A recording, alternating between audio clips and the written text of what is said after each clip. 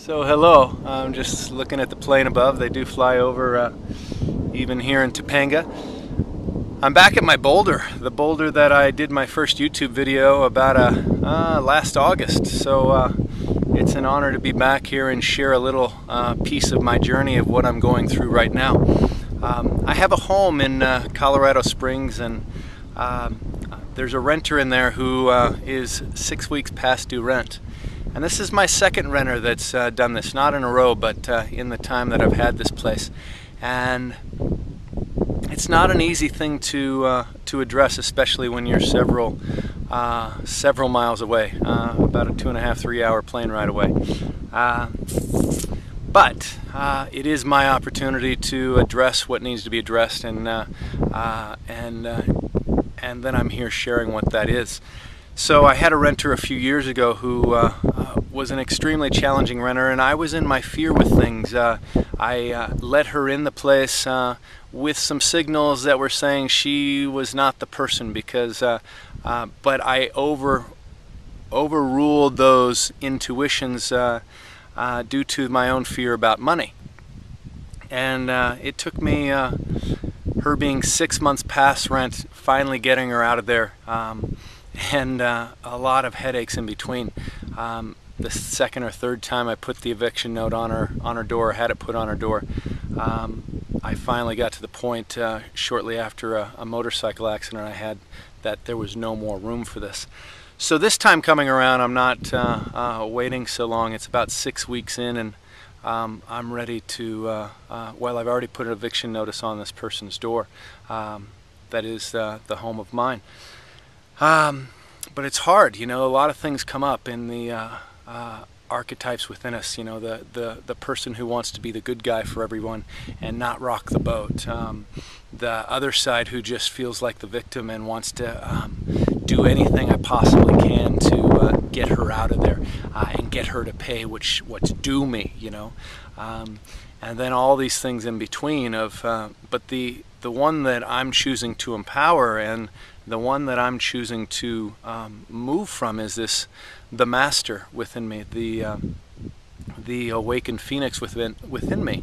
And that person is this one who is choosing to live and speak and move from integrity and authenticity, aligned with source and interested in the highest good for myself and all involved. And that includes the renter that I have right now who's not paying. But what I've realized is that is not about just continuing to wait until they can pay. And this person, I have seen her, she's been regular on her rent pretty close for a year, and she's in a tight spot.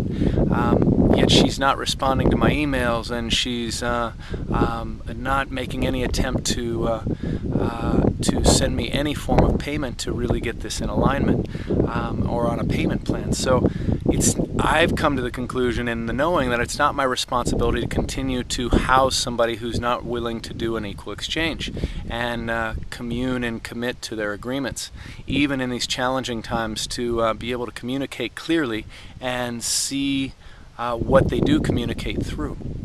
So I've put an eviction notice on her door, and now the challenging things come up. If she's not going to pay by tomorrow, then I've got to fly out there and go through the whole court process. And there's a part of me that doesn't want to go through that, doesn't want to go through the court system, and doesn't want to have to haggle with the hassle of what I do back there and what I'm missing back here with work. But it's time.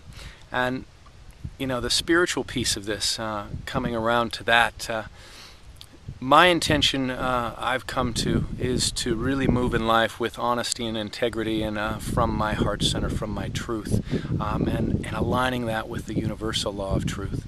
And in this circumstance, even coming into full alignment with that, all the inner work that I'm doing around this, and just really aligning and centering into this, does not mean that she's going to pay her rent as soon as I come into alignment. It's very possible that I'm going to have to go through the whole court process with this.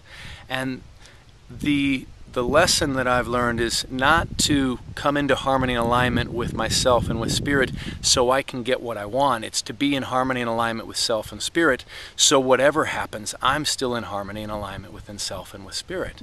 So I may be flying out there on Monday and going through this process, and if so, so be it. My intention is to remain in alignment and harmony and take whatever actions I must to honor myself and all involved. I share this just because I know from my past that I've attempted to do a lot of the spiritual work to get what I want out in the world, to have it shift and align the way I want it. And that's not it. What is to be in alignment in self no matter what is unfolding, and continue to move in harmony and integrity no matter what happens. And even after I'm fully in harmony and alignment, then to continue to move that way no matter if it's unfolding exactly the way I want or not. So I just ask for your prayers for me and for this renter in Colorado Springs that I'm working with on this, and wishing us all the best. I appreciate it. Namaste.